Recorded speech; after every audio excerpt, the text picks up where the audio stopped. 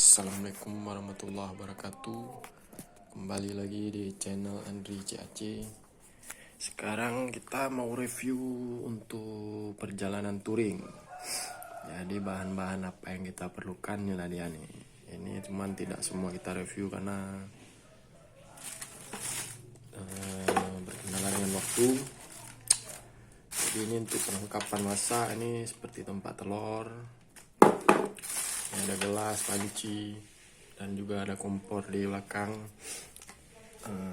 Ini untuk kita bisa untuk foto-foto, tripod, gimbal juga ada nih, gimbal.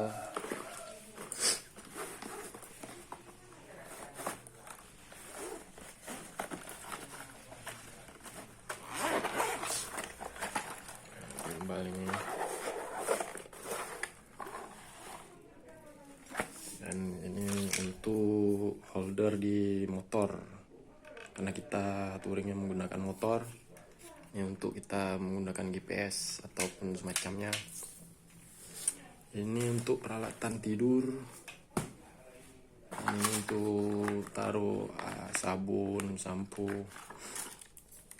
Dan di sini sebagian kecilnya ada baju, peralatan kabel-kabel, tali, ada korek api, dan juga ada hammock ataupun ayunan. Ya, semoga perjalanan kita bisa lancar, karena ini kita mau permulaan untuk keliling Aceh dulu. Terima kasih, semoga banyak yang mendukung, dan jangan lupa di subscribe, like, dan di share. Terima kasih.